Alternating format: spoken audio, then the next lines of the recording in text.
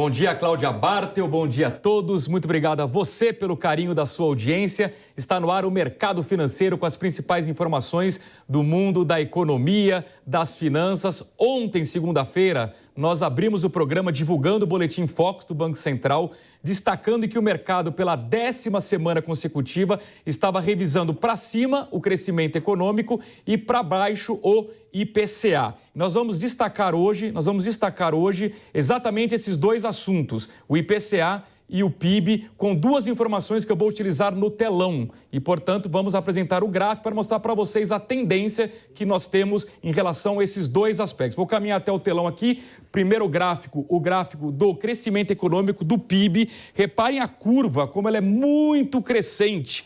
O mercado financeiro começou o ano projetando um PIBinho, um crescimento baixo. Ontem mesmo eu destaquei que havia bancos projetando recessão econômica neste ano. Na verdade, não foi o que aconteceu, ao contrário. Há 10 semanas consecutivas, o mercado financeiro teve de dar o braço a torcer e jogar para cima a previsão do PIB. Repare nesse gráfico como vai crescendo e crescendo. A última projeção divulgada ontem de crescimento de 2,26%. E eu me arrisco a dizer que essa previsão vai continuar crescendo nas próximas semanas. O próximo gráfico é o gráfico da inflação, é o oposto. Repare, ó, veio no pico o pessimismo do mercado financeiro e há 10 semanas consecutivas todas as previsões vão sendo reduzidas para o IPCA, atualmente de 6,6%, e eu também me arrisco a dizer que há uma chance concreta de, nas próximas semanas, essas previsões serem reduzidas também para a inflação oficial medida pelo IPCA. Por quê? Porque nós já tivemos uma deflação no mês de julho, teremos uma deflação no mês de agosto, será divulgada agora na sexta-feira, e possivelmente teremos uma deflação também no mês de setembro, fruto da redução dos combustíveis anunciada pela Petrobras. Para debater inicialmente esses dois aspectos, PIB e inflação, nós recebemos aqui nos estúdios da Jovem Pan News a Carla Argenta, ela que é economista-chefe da CM Capital. Carla, seja bem-vinda, bom dia, tudo bem? Muito obrigada, é um prazer estar aqui com vocês nessa manhã de terça-feira, véspera de feriado. Tudo bem? Obrigado, Carla, o prazer é todo nosso. Carla, vou começar então com o crescimento econômico. Por que o mercado imaginava um crescimento tão pequeno no começo do ano? Como eu disse, até uma parte dizia recessão econômica e agora o crescimento supera os 2%, chegando a 2,5% e até quem já diga em crescimento de 3%. Bom, no início do ano nós já começamos com uma guerra, nos principais mercados, na principal região econômica do mundo. Então, isso trouxe um viés muito negativo para a economia global e o Brasil, obviamente, não está alheio a todos esses movimentos. Porém, tivemos alguns vetores internos que surpreenderam positivamente de uma forma muito expressiva, e acho que o principal destaque de tudo isso é justamente o mercado de trabalho. Esse mercado de trabalho conseguiu fomentar esse nível de atividade mais alto, conseguiu puxar o consumo das famílias, e aí nós tivemos toda essa surpresa positiva que vimos no PIB, foi divulgado na semana passada. E em relação à inflação, a inflação estava lá no topo. Durante muito tempo, a sociedade incorporou que a inflação estava em 2 dígitos, que é muito ruim. A gente tem um processo de indexação no país ainda muito forte, uma memória inflacionária para quem tem acima de 40 anos. Essa memória ainda é muito viva da década de 80, do começo da década de 90, ou seja, antes do Plano Real. No entanto, com essa deflação recente, as expectativas vêm melhorando não só para esse ano, como começaram a melhorar para o ano que vem. Queria que você fizesse uma análise sobre o cenário inflacionário no Brasil. Claro. Bom, enquanto a gente tem o PIB com um movimento mais homogêneo e linear, o mesmo não acontece com a inflação. Esses movimentos de redução da expectativa de inflação, eles são embasados por movimentos pontuais que começaram ainda no início de junho. Então, nós tivemos a aprovação do PLP 18, que reduziu a alíquota de ICMS sobre itens importantes do indicador. E depois disso, nós tivemos a redução do preço da principal commodity, que é usada como base para a precificação dos combustíveis automotivos. Eu falo aqui do petróleo. Então, esses dois movimentos fizeram com que, desde o início de junho, o mercado viesse revisando essas expectativas de inflação para baixo. Tá? Esse movimento ele deve continuar, porque nós vimos recentemente mais um reajuste acertadamente feito pela Petrobras. E, portanto, devemos chegar ao final do ano com uma inflação muito menor do que era iniciado, do que era projetado pelo mercado ao longo do primeiro trimestre. Então, esses são basicamente os motivos, mas a gente precisa lembrar que, em termos inflacionários, ainda temos alguns movimentos que pressionam o indicador e podem trazer alguma surpresa negativa, infelizmente, até o final do ano. Carla, e nesse contexto, o que esperar do Banco Central? Já finalizou o processo de alta de juros? Deve manter a Selic em 13,75% ou há chance de mais uma alta de 0,25 ponto percentual na próxima reunião do Copom? Olha, o Banco Central ainda está analisando todos esses movimentos, né? E arrisco a dizer que ele não tem essa definição, essa decisão tomada. Tá? O Banco Central ainda vai olhar para esses dados que serão divulgados, especialmente o IPCA, que será divulgado nessa sexta-feira, né? E em posse desses dados, depois de uma divulgação do PIB extremamente positivo, ele vai fazer essa análise. O mercado, no entanto, entendia que o Banco Central teria encerrado esse ciclo na reunião passada, mas agora tivemos falas, inclusive ao longo dessa manhã, né, do presidente da instituição, Roberto Campos Neto, e de um dos diretores, o Bruno Serra, e isso mudou um pouco as expectativas no curtíssimo prazo. Então, esse ciclo definitivamente não está encerrado e o Banco Central precisa ainda estudar o que fará. Carla, estamos num contexto eleitoral, amanhã feriado vai ser um dia de grandes manifestações que vão misturar a celebração dos 200 anos de independência com, obviamente, a perspectiva eleitoral. Vai ter muita polarização entre Lula e Bolsonaro. Até que ponto essa incerteza sobre quem vai vencer as eleições pode estar atrasando, adiando investimentos aqui no Brasil? E até que ponto, após a eleição, definido quem será o presidente nos próximos 4 anos, a gente pode finalmente ter digamos assim, uma onda de investimentos, uma perspectiva até melhor para a economia? Olha, os dados não mentem, né? Nós temos 2 projetos que são, obviamente, muito diferentes, mas eles são levados a cabo ou personificados por 2 personalidades que já são muito conhecidas pelo mercado, né? Então, isso, embora sejam projetos extremamente distintos, diminui o nível de incerteza em alguma magnitude. E esses projetos, principalmente de investimento direto, né, que trazem aí um potencial de crescimento muito grande para o país, eles são tomados com base em variáveis macroeconômicas que não costumam mudar muito, independentemente de qual seja os governantes que assumirão a gestão do Brasil nos próximos 4 anos. Então, esses investimentos dificilmente serão mudados no médio e no longo prazo, que é o que de fato importa para crescimento econômico. Não são variáveis de curto prazo, são variáveis de médio e longo prazo. Antes de continuarmos a nossa entrevista com a Carla Argenta, economista-chefe da CM Capital, quero mostrar mais 3 gráficos para vocês, mostrando Bolsa de Valores hoje aqui no Brasil, as bolsas do mundo e o cenário de moedas. Vou caminhar aqui para o telão então, começando com o Ibovespa. Ao contrário de ontem, que foi um dia positivo, era feriado nos Estados Unidos, Dia do Trabalho, nós mencionamos isso aqui no programa Mercado Financeiro. Hoje abriu em baixa de 1,49% aos 110.529 pontos. No acumulado do ano, o Ibovespa está positivo em 5,4%, mas reparem que esse patamar ali pouco ganha da inflação. Então, quem investiu em Bolsa de Valores sequer está conseguindo manter o seu poder de compra. Era melhor ter feito aposta na renda fixa, mas é claro que é fácil falar agora, difícil a gente prever o que iria acontecer antes. No próximo gráfico, as bolsas do mundo. Hoje, os Estados Unidos, após o feriado, abriram em leve alta, leve baixa. Reparem, uma situação meio indefinida. Dow Jones, leve alta de 0,07%.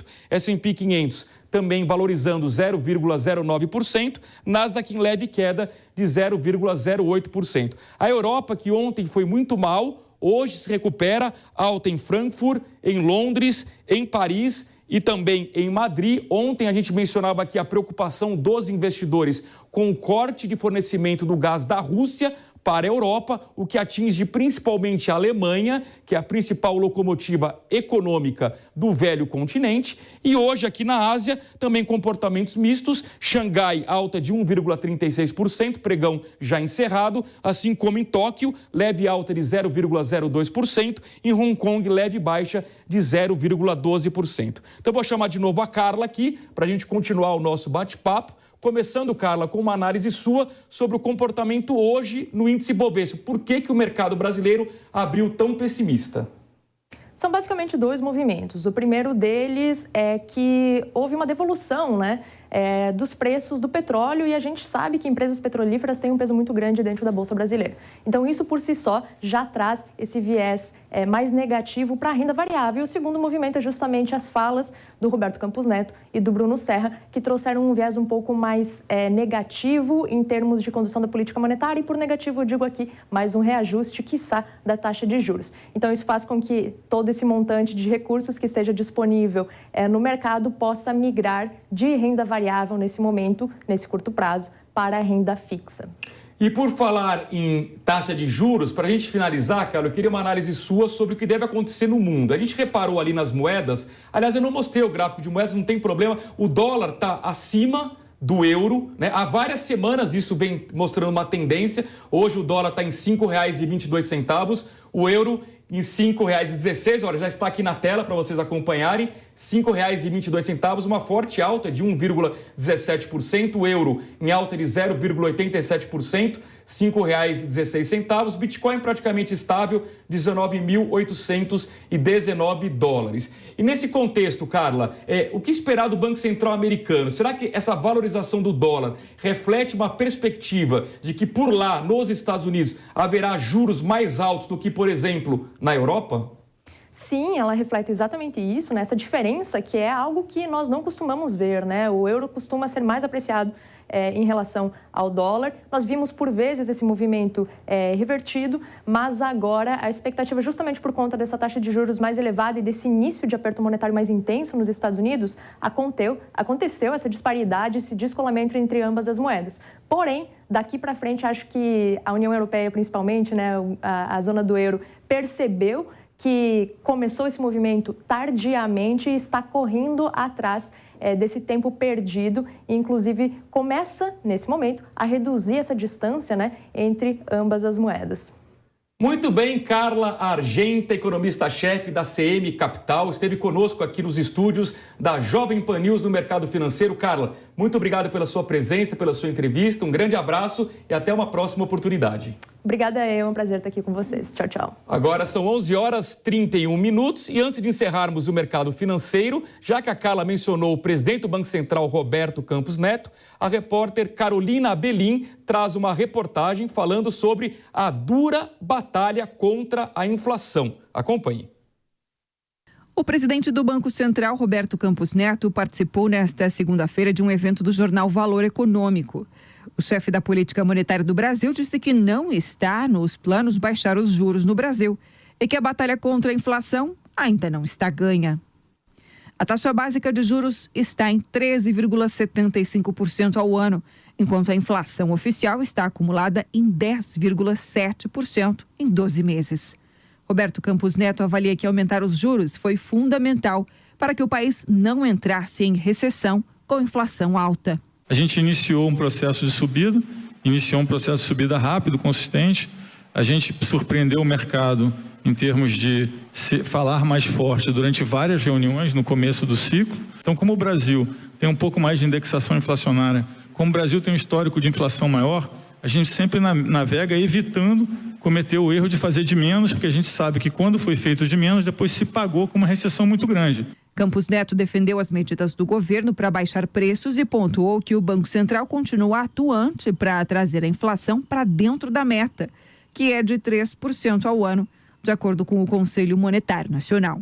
A gente tem uma meta, a gente quer fazer a convergência da meta, a gente entende que esse sistema é importante, que a estabilidade de preço é importante para a decisão de investimentos de longo prazo. A mensagem que continua valendo hoje é a mensagem do último Copom, onde a gente disse que a gente analisaria, né, um possível ajuste final. Então a gente tem dito também que é importante passar a mensagem de perseverança. A gente usa isso na ata, né, na linguagem economês, como estar vigilante. A gente não acha que a batalha está ganha, não acha que é para comemorar. Está aí, o presidente do Banco Central, Roberto Campos Neto, está vigilante na batalha contra a inflação. Cláudia Bartel. Então, Luiz, queria saber de você, essa batalha contra a inflação realmente não está ganha, como ele falou? Não está, Cláudia. Eu até comentei outro dia aqui no Mercado Financeiro de que quando a sociedade brasileira incorporou essa inflação de 10%, é muito ruim, porque as pessoas, é um número mágico, 10%, as pessoas incorporam isso, o pintor reajusta 10%, a manicure reajusta 10%, o dono da padaria reajusta o pãozinho em 10%, e aí para você quebrar essa indexação é muito difícil. É uma inflação que se retroalimenta. Se todo mundo reajusta tudo 10%, é óbvio que a inflação será 10%. A boa notícia é que com 2 ou 3 meses seguidos de deflação, a gente está derrubando o índice oficial abaixo de 10%. E aos poucos, a sociedade vai incorporar que a inflação não é mais 10%, é 6%, 5%. E aí a gente começa a ganhar essa batalha. Mas o presidente do Banco Central tem razão, Cláudia, a batalha ainda não está ganha. Bom, e olha só, vamos falar de um outro assunto, porque a recuperação do mercado interno e o crescimento das exportações eleva a projeção da indústria calçadista. A AB Calçados aponta que a previsão de alta passou da média de 2,3% para 3%. O setor acumulou entre janeiro e julho uma elevação, então, de 3% de produção no comparativo com o mesmo período de 2021. No segundo semestre, a projeção é de um crescimento de mais de 18% na relação com o primeiro semestre do ano. Que notícia boa para esse setor, hein, Luiz? Verdade, Cláudia, é um setor que sofreu muito, a indústria calçadista. Aliás, nas últimas décadas, houve uma invasão de tênis estrangeiros, principalmente fabricados lá na Ásia, com mão de obra muito barata, com custos baixíssimos. Isso fuzilou a nossa indústria brasileira aqui, em especial o setor calçadista. Nós temos polos importantes no sul do país, no Nordeste e no interior de São Paulo, o famoso polo calçadista de Franca. E eu fico feliz de saber que é um setor que está se recuperando e, aos poucos, reconquistando o mercado perdido para os concorrentes asiáticos. Bom, e o número de brasileiros endividados atingiu um recorde em agosto, subindo a 79% do total de famílias do país. A pesquisa da Confederação Nacional do Comércio foi divulgada nesta segunda-feira. Em agosto, 29,6% estavam pior, eles tinham contas com pagamento em atraso. Também um recorde na pesquisa iniciada em 2010. O mais preocupante aí nesta questão é que o mercado de trabalho tem até gerado empregos, mas com salários menores. Então, nesse momento, Luiz, quem procura um emprego vai ter que se contentar em ganhar um pouquinho menos, mas vai ter um emprego. Verdade, pelo menos ter um emprego, e isso impacta no endividamento e na inadimplência, né, Cláudia? Interessante essa pesquisa que você mencionou, da Confederação Nacional do Comércio, por quê? Em primeiro lugar, endividamento está alto? Tá. Isso não necessariamente é preocupante, até porque o endividamento cresceu muito durante a pandemia com crédito imobiliário, que é um crédito que tinha juros muito baixos e movimenta milhões e bilhões de reais em empréstimos. Agora, a inadimplência se aproximando de 30%, claro que acende um sinal amarelo. E por que a inadimplência está aumentando? Porque a inflação ainda estava muito alta, corroendo a renda das famílias, dificultando que elas honrassem as suas parcelas das suas dívidas. Além disso, a gente teve um problema de juros altos. Quanto mais altos os juros, maiores ficam as dívidas, dificultando o pagamento. Qual é a boa notícia? Em primeiro lugar, a gente já destacou aqui no mercado financeiro, deflação, portanto a inflação está caindo, o que vai aliviar o bolso das famílias. Em segundo lugar, você também mencionou, Cláudia, recuperação do mercado de trabalho, quanto mais empregos, mais renda na sociedade. E por fim, não menos importante, o aumento do Auxílio Brasil de R$ 400 para R$ 600 reais vai injetar dinheiro nas famílias mais carentes, possibilitando que elas possam honrar o pagamento de suas dívidas. Ou seja, a inadimplência preocupa, mas ela não deve disparar nos próximos meses. Bom, muito bem então, Luiz. Obrigada aí pelos seus destaques aí da economia, pelos seus esclarecimentos aqui pra gente no Jornal da Manhã, segunda edição. Obrigada por hoje, um bom dia. A gente volta depois com mais informações aqui no Jornal da Manhã com Luiz Arthur Nogueira. Obrigado, Cláudio. Um bom dia a todos.